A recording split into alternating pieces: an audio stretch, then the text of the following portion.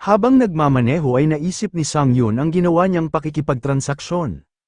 Gumastos man daw siya ng mahigit sa 400 milyon pero sulit naman daw ito.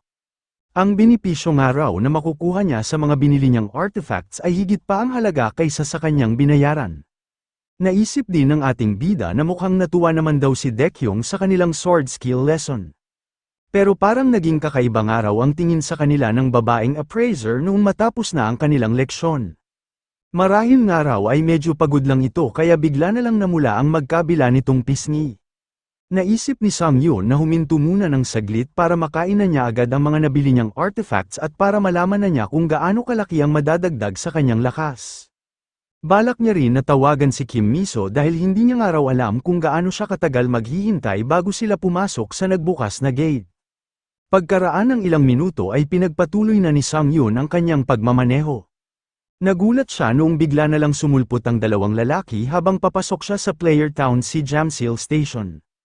Humingi ng pasensya si Sang Yun sa dalawang lalaki na muntik nang mahagip ng kanyang sasakyan.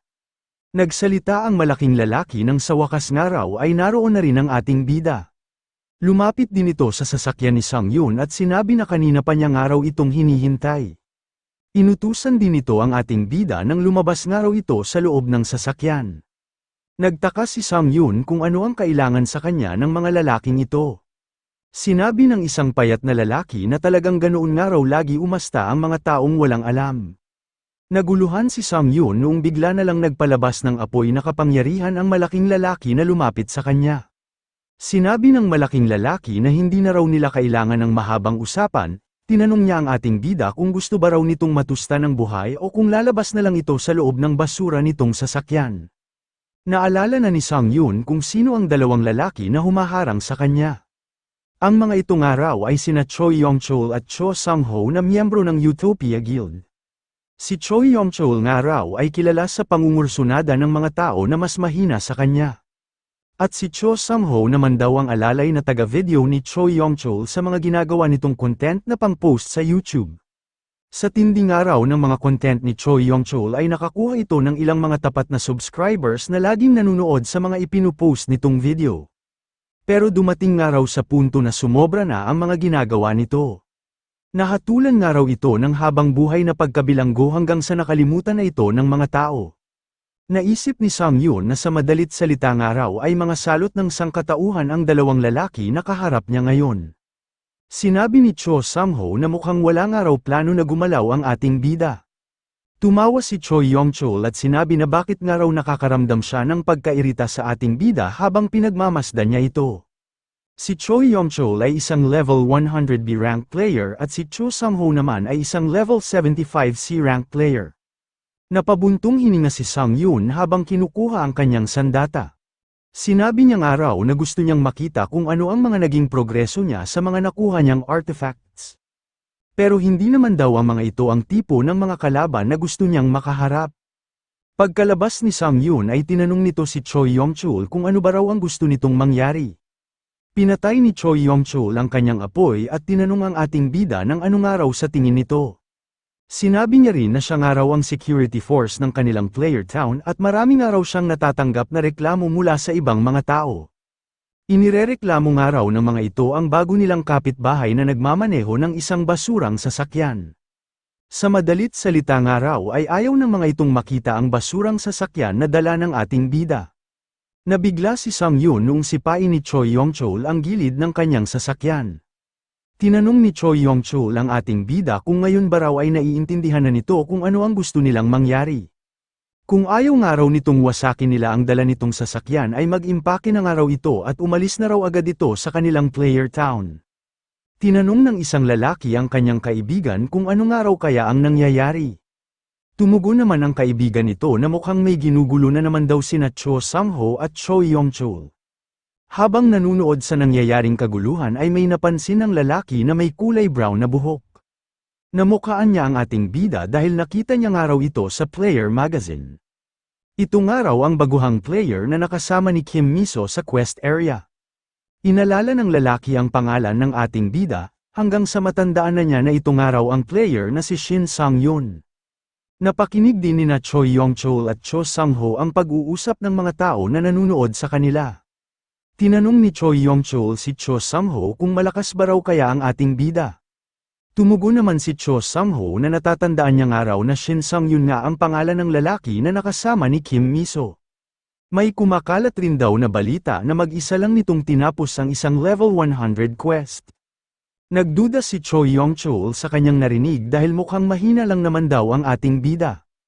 Sinabi ni Cho Sang-ho na malamang nga raw ay wala talagang katotohanan ang kumakalat na balita. Itinanggi lang daw siguro ni Kim Miso na tumulong ito dahil plano talaga nitong pabanguhin ang pangalan ni Shin Sang-yoon. Tumawa si Cho Sang-ho at sinabi na may naiisip na nga raw siyang magandang pamagat para sa kanilang susunod na video. Tumawa rin si Choi Yong-chul at pinuri si Cho Sang-ho dahil talagang napakagaling nga raw nitong mag-isip.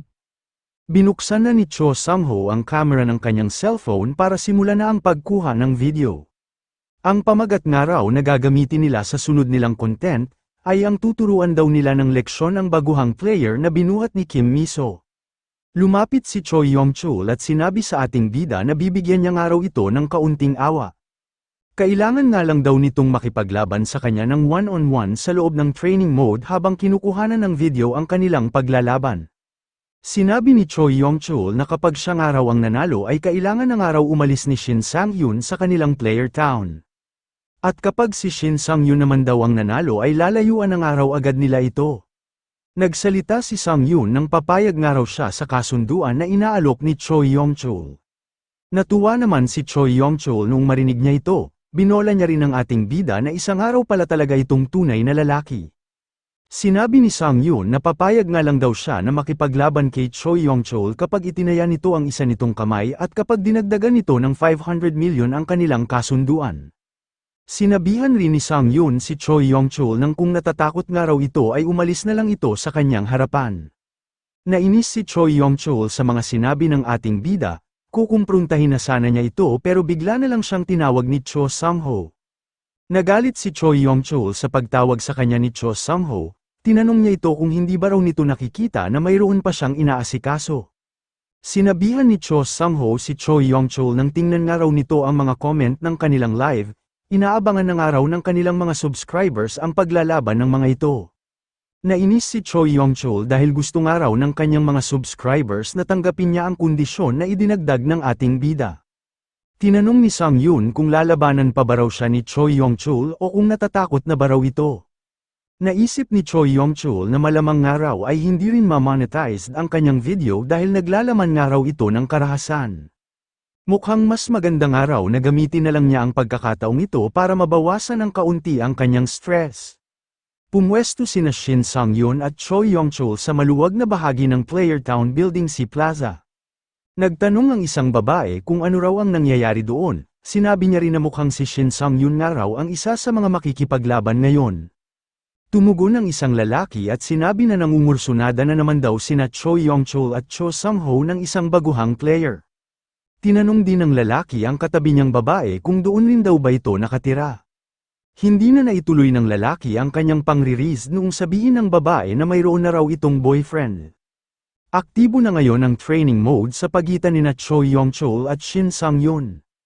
Makakatanggap ng barrier effect ang mga player na sina Choi Yong-chul at Shin Sang-yoon habang nasa loob ang mga ito ng training mode. Sinabi ni Choi Yong-chul na nakataya nga raw sa labanan nilang ito ang isa nilang mga kamay at ang pera na nagkakahalaga ng 500 milyon. Sinabi niya rin na wag nga raw mag-alala ang ating bida dahil marunong naman daw siyang sumunod sa usapan. Sinabi rin ni Choi Yong-chul na maaari pa raw ngayong umatras ang ating bida kung gusto nito. Mamaya nga raw ay hindi na siya magpapakita ng awa kapag nagsimula na ang kanilang laban.